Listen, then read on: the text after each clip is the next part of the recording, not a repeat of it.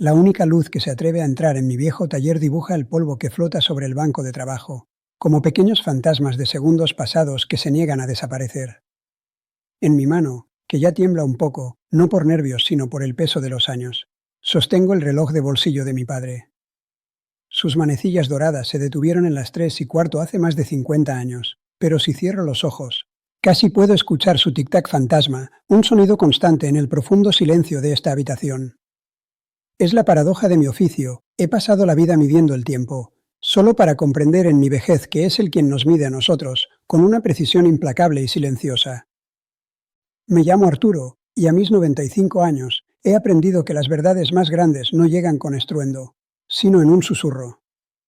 El otro día, mi nieto, un muchacho bueno y lleno de esa prisa que la juventud confunde con propósito, vino a visitarme.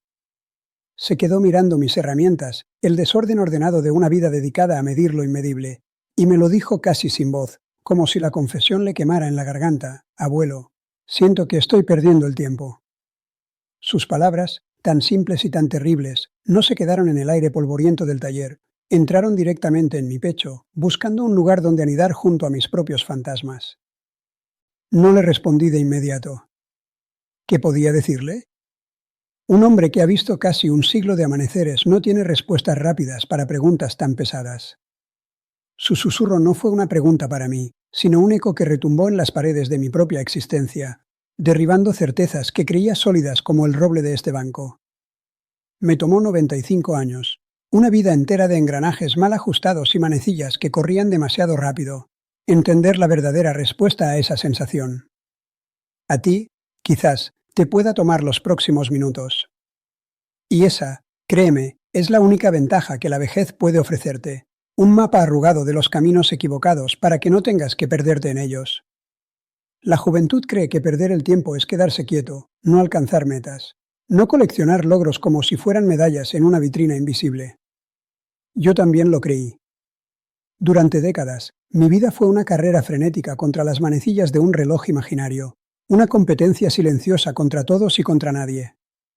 Pensaba que cada minuto debía ser productivo, útil, una inversión para un futuro que siempre parecía estar un paso más adelante. Pulía engranajes, ajustaba péndulos, pero el mecanismo más importante, el de mi propia vida, estaba desajustado. No entendía que el verdadero desperdicio no es la quietud, sino la prisa que te impide ver lo que tienes enfrente. Es el orgullo que te hace elegir un mecanismo sin importancia sobre el brillo en los ojos de tu propia hija. La pregunta de mi nieto, esa sensación de estar perdiendo el tiempo, no es nueva. Es solo la ropa moderna que viste una pregunta mucho más antigua, una que se ha sentado en el pecho de cada hombre y mujer desde que aprendimos a mirar las estrellas y a sentirnos pequeños. Esa pregunta no siempre usa las mismas palabras, pero su peso es inconfundible. Es un susurro en mitad de la noche, un nudo en la garganta antes de una decisión importante, una sombra que se alarga detrás de nosotros incluso en el día más soleado. Es la pregunta fantasma que se esconde detrás de cada logro y de cada fracaso. Al final, ¿todo esto habrá valido la pena? Esa pregunta es peligrosa porque nos convence de que la respuesta está en la velocidad, en la acumulación.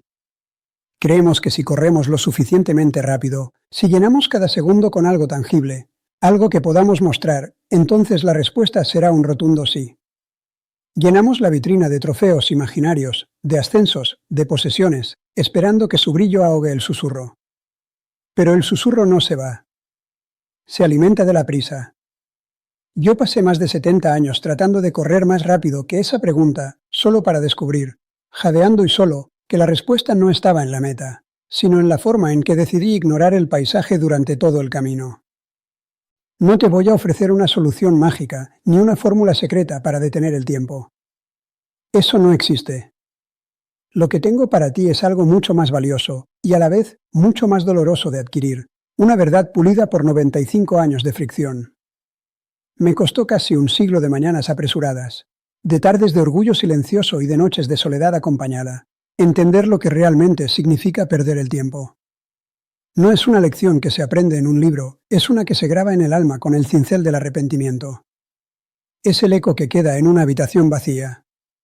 Y si hoy puedo evitar que ese mismo eco resuene en tu vida, entonces mi larga espera habrá servido para algo más que para acumular polvo en este viejo taller. No te prometo que ganarás la carrera, porque he aprendido que nunca hubo una. Lo que sí te ofrezco es un atajo, no hacia la meta, sino para alejarte del precipicio del remordimiento tardío. Piensa en mí como un viejo cartógrafo que te entrega el mapa de todos los caminos que no llevan a ninguna parte, aquellos que parecen prometedores pero que solo terminan en un callejón sin salida de silencios y oportunidades perdidas. Lo que a mí me costó una vida entera de tropezones en la oscuridad, a ti te puede costar solo la atención de los próximos minutos. No es una ganga, es una advertencia. Es la única herencia que un hombre como yo puede dejar, la oportunidad de que no necesites llegar a mi edad para, finalmente, abrir los ojos. Recuerdo el vestido de mi hija, Laura, el día de su graduación.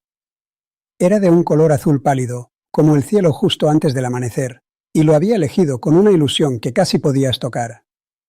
Tenía 18 años y en sus ojos no había espacio para otra cosa que no fuera el futuro. Hablaba sin parar de la ceremonia, de sus amigos, del discurso que daría el director. Yo la escuchaba mientras pulía un viejo cronómetro, asintiendo, pero mi mente estaba en otra parte, en los engranajes de mis propias preocupaciones. Estaba orgulloso, por supuesto, pero mi orgullo era una cosa silenciosa y pesada, una herramienta más en mi taller, no una emoción para ser compartida bajo el sol. La tarde anterior a la ceremonia, discutimos. La razón, vista desde la cima de mis 95 años, es tan ridícula que me avergüenza. Fue por dinero. Por el costo de una pequeña celebración que ella quería organizar. Le dije algo duro, algo sobre la responsabilidad y el valor del trabajo, palabras que en ese momento me parecieron de un padre sensato. Papá, es solo un día, me suplicó, con la voz a punto de quebrarse. Los días importantes son los que se cuidan, le respondí, con la terquedad de un hombre que confunde la rigidez con la fortaleza.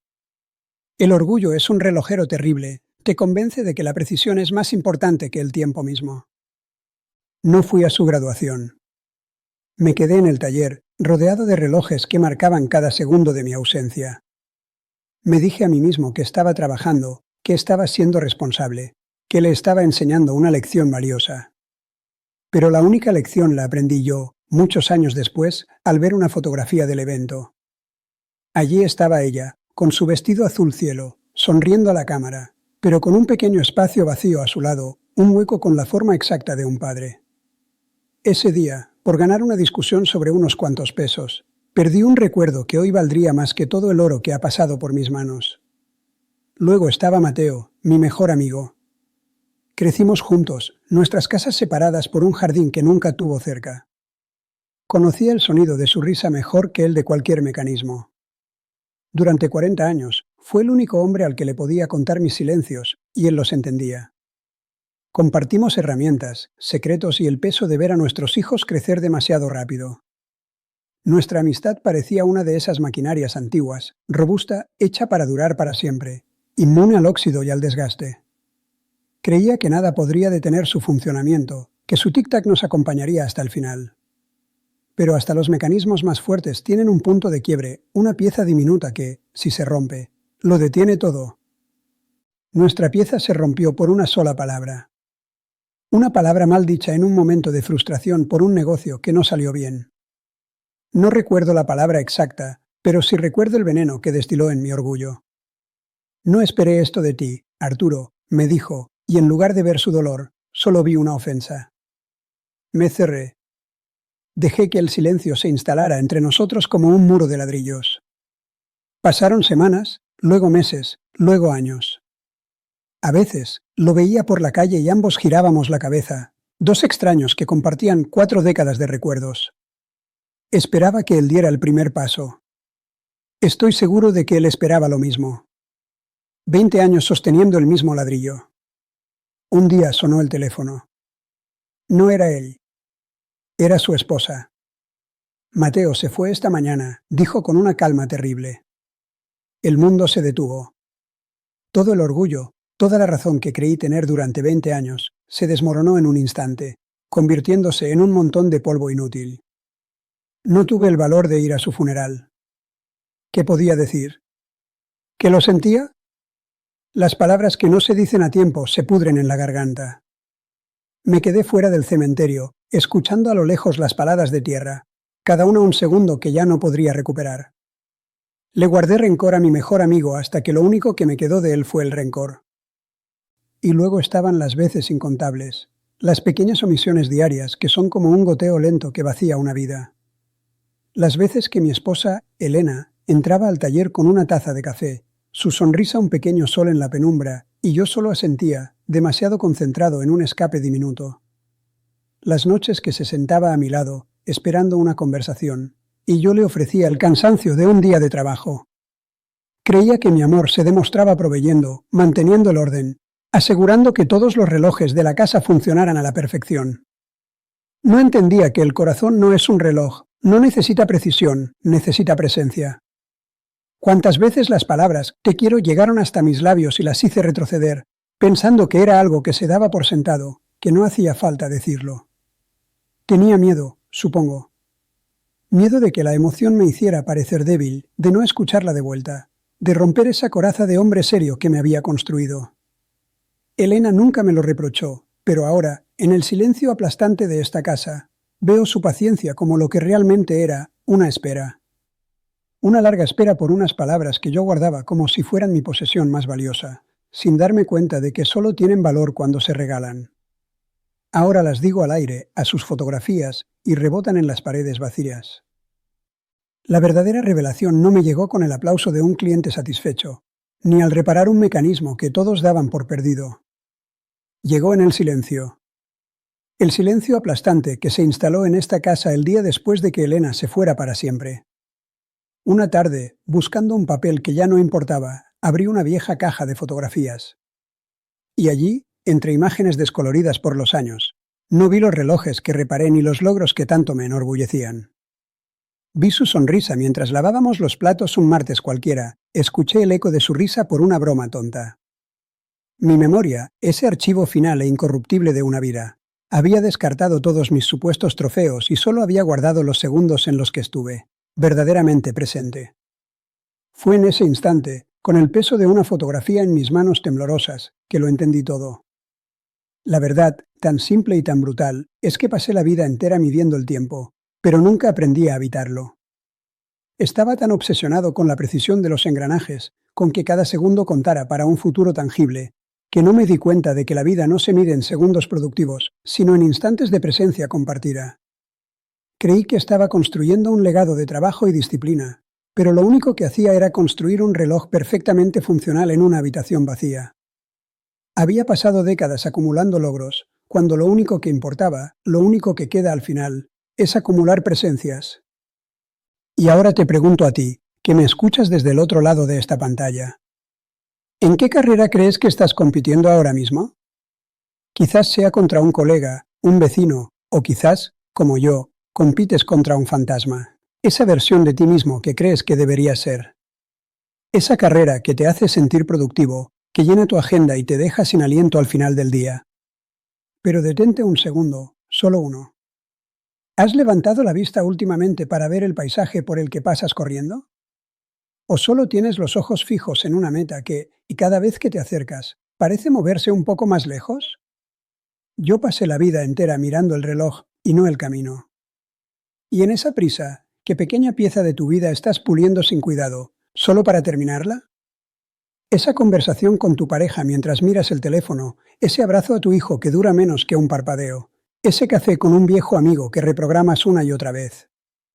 Yo creía que estaba construyendo algo duradero, pero solo estaba ensamblando un mecanismo perfecto en una habitación vacía. ¿Qué estás construyendo tú? ¿Y a quién le estás negando un perdón que, si fueras honesto contigo mismo, te pesa más a ti que a la otra persona? Te lo digo yo, que sostuve un rencor durante 20 años. El orgullo es un compañero frío, y el silencio que deja a su paso es mucho más pesado que cualquier palabra difícil. No necesitas una vida extraordinaria para que haya valido la pena. Esa es quizás la mentira más grande que nos contamos, la carrera más agotadora en la que nos inscribimos sin darnos cuenta. Creemos que necesitamos los fuegos artificiales, los grandes logros que dejen sin aliento a los demás, la prueba irrefutable de que no pasamos por aquí en vano. Pero la vida, la buena vida, no es una explosión, es un tic-tac constante y silencioso. Es el oficio de pulir la misma pieza cada día, no para que sea perfecta, sino para que funcione. El valor no está en construir un reloj de oro para un rey, sino en habitar con dignidad los momentos ordinarios. El café de la mañana, la palabra amable, la escucha paciente. El gran error de mi vida no fue una decisión catastrófica, ni una falla monumental. Fue la suma de miles de aplazamientos silenciosos. El luego lo haré, el mañana le llamo, el ya habrá tiempo para eso. Cada uno de esos luego fue un pequeño engranaje que dejé sin ajustar, una diminuta pieza que ignoré, hasta que todo el mecanismo se detuvo de repente. El precio que pago por aprender esto tan tarde es el eco en una casa silenciosa. Pero para ti, que me escuchas, el sonido no es un eco, aún es una melodía que puedes componer, nota a nota, con cada pequeño gesto de presencia. Lo que importa no es extraordinario, es pequeño, es repetido y es ahora. Hoy, cuando hables con alguien a quien quieres, intenta algo diferente. Escucha sin preparar tu respuesta, solo por un minuto. Deja que sus palabras lleguen y se asienten, sin la prisa de contestar. Observa qué pasa en ese pequeño silencio. Quizás, solo quizás, descubras el sonido de un corazón que no sabías que estaba haciendo tic-tac junto al tuyo. Me gustaría leer en los comentarios qué sonido descubriste.